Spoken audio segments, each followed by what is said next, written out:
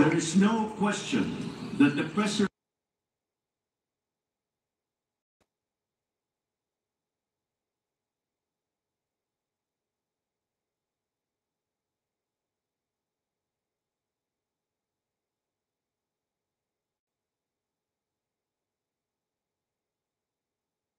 sa ibayong dagat na nagsasakripisyong lisanin ng kanyang pamilya sa Pilipinas upang maghanap buhay ay nararapat lamang magkaroon ng pamahalaang natatawag nilang tahanan habang nasa ibang bayan.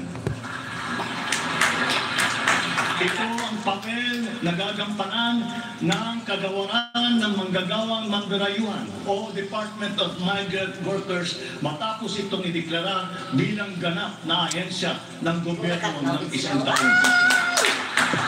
Ang kagawaran ito ang magsisilbing kanlungan ng ating mga kababayan sa gitna ng mundong walang kasiguruhan at mahigpit na kompetisyon.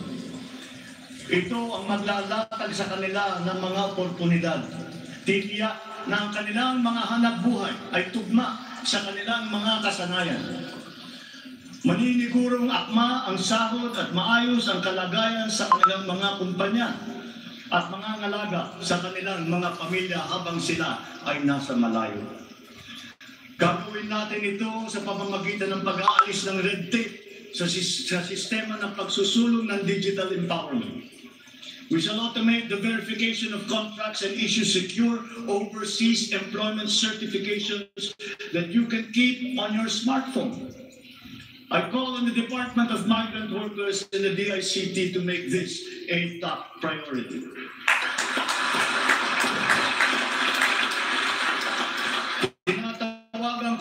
Ang Department of Foreign Affairs na makipagtulungan sa Department of Migrant Workers na tiyakin ang lahat ng mga diplomatic post ay tutulong na agaran maibalik sa trabaho ang mga ating mga overseas Filipino workers na naroon ng hanap buhay nitong nakalipas na ilang taon. Mula sa 3 buwan ay gagawin na lang nating 3 linggo para sa isang dayuhang employer na iproseso ang mga papeles ng Pilipinas ng Pilipinong nais nitong kunin bilang empleyado. Taatasan din natin ang kagawaran ng gawing simple ang komplikadong handbook ng mga tuntunin at regulasyon para sa mga OFW. Nang sa ngayon ay maging maluwan ang mga transaksyon may kinalaman sa kanilang pangingibang bansa. Mula sa handbook na may 240 seksyon ay gagawin nating pamphlet na lamang na hindi hihigit sa 100 pagina. Mahirap na nga ang buhay. Kaya naman, ayaw pa natin makitang lalo pang nahihirapan ang ating mga manggagawang mandarayuhan sa pagtupad sa kanilang mga pangarap. Para sa mga kababayan nating naiipit sa kaguluhan, inaabuso at nanganganib ang buhay, ikinagagalak kong sa ilalim ng aking pamumuno ay ilulunsad natin ang One Repatriation Command Center o ORCC. Ilalaan natin ang isang social media platform ng Department of Migrant Workers at ang hotline upang matulungan agad at ligtas sila mula sa masigit na kapahamakan. Noon, nangungutang pa ang isang ina ng bawat OFW upang sumakay ng barko para pumunta sa Maynila at mangatok sa iba't ibang ahensya para mapauwi ang anak na inaati. Ngayon, kami na ang tatawag sa mga magulang ng OFW para sabihin sa kanila ang petsa kung kailan nila mayayakap at akapiling ang kanilang mga anak.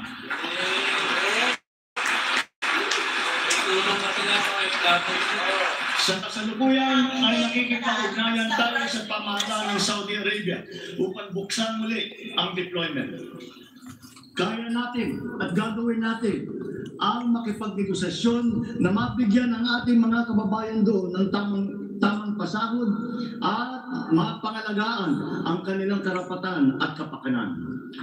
Muli natin patitibayin ang respeto at pagkakaibigan ng ating dalawang bansa tulad ng namamagitan sa ating ama sa kanilang hari. Sa mga susunod na buwan ay magtutungo si Secretary Susan Ople sa Saudi Arabia upang tiyakin na may sapat na puwersang magsisiguro buksan muli ang empleo sa bansa at para maisulong ating kampanya laban sa human trafficking. Ngayon, mungkin dia kayak ang ibang kinabuso sa ibang nga nasyon.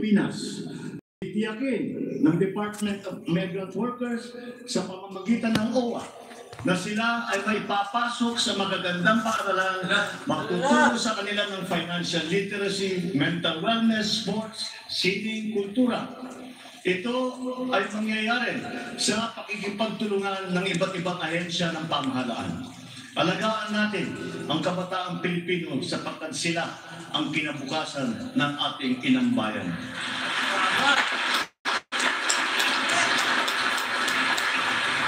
Sa ating mga kababayan na nasa ibang bansa, you deserve a home in government, not only for the money that you send home, but you are not cold tools of the economy. You deserve it for your sacrifices, for our country, and your perseverance and excellence in the global arena. You OFWs represent the fighting of the Filipinos as a nation and as a people. Let us transform the overseas journey into inspirational stories for all time. Thanks to you, our dear legislators, and of course to the man every OFW now refers to as their tatay, President Rodrigo Duterte. You passed the law that created this new home for our OFWs.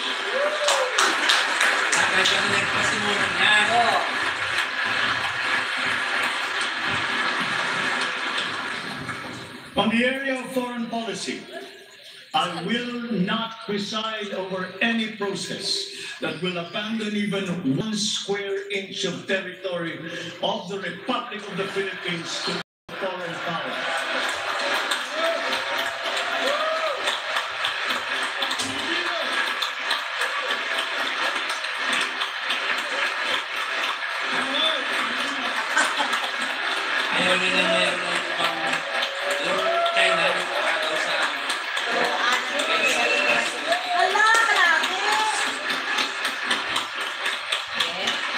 With respect to our place in the community of nations, the Philippines shall continue to be a friend to all, an enemy to none.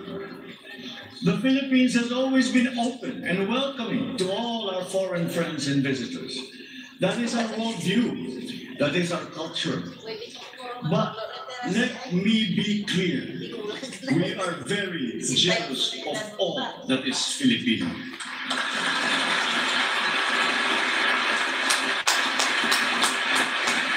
We will be a good neighbor, always looking for ways to collaborate and cooperate with the end goal of mutually beneficial outcomes.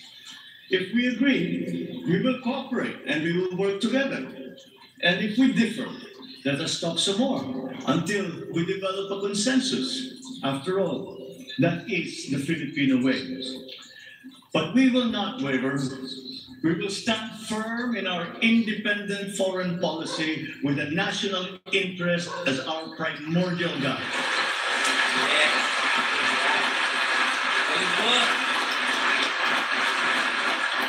We commit to maintaining good relations with the rest of the world. As a matter of fact, it is my sincere belief that the need for strong bonds and collaboration among nations emerges in the direst of times, such as in a pandemic. The partnerships and alliances that we make with all will provide stability that all nations will need as we emerge into this new global economy. The Philippines will continue to promote stronger and multifaceted relationships with all our partners around the world. We are, in fact, grateful for the messages of support and offers of help that we have received from many of our friends in the international community. This has been communicated to us through the different envoys and ambassadors here in the Philippines. Such strong relationships can only be beneficial to all involved. As I am here today addressing the legislature, allow me now to propose legislation that we would like you to pass in support of these programs. 1. National Government Right-Sizing Program, a reform mechanism that seeks to enhance the government's institutional capacity to perform its mandate and to provide better services while ensuring optimal and efficient use of resources. Compared to previous government reorganization efforts, the NGRP will entail a comprehensive strategic review of the functions, operations, organization, system, and processes of the different agencies, and massive and transformational initiatives in agencies concerned, such as mergers, consolidations, splitting, transfer, and even the abolition of some offices. The right-sizing efforts will also involve the conduct of comprehensive strategic review of functions, programs, and projects that will cut across various agencies. Number 2, a budget modernization bill. This seeks to institutionalize a cash-based budgeting system under Executive Order Number 91, Series 2019, to strengthen fiscal discipline in the allocation and use of budget resources by ensuring that every peso budgeted by the government would lead to the actual delivery of programs and projects. The full implementation of the CBS is timely and vital as the government executes response and recovery plans post-pandemic. Number 3, Tax Package 3 Valuation Reform Bill.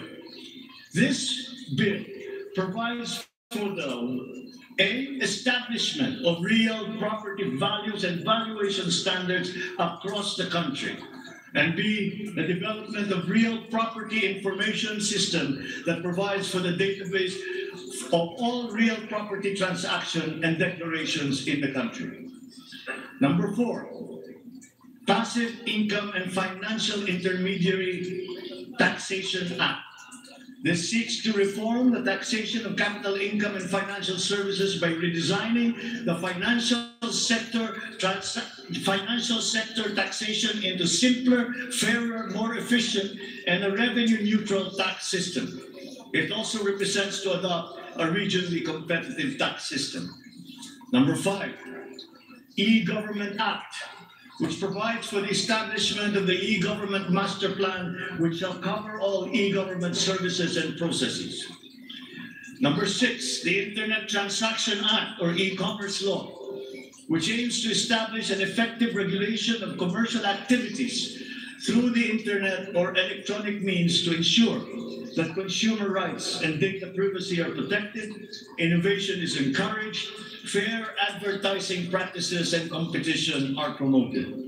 Online transactions are secured, intellectual property rights are protected, and product standards and safety are observed. Number 7, government financial institutions unified initiatives to distressed enterprises for economic recovery. This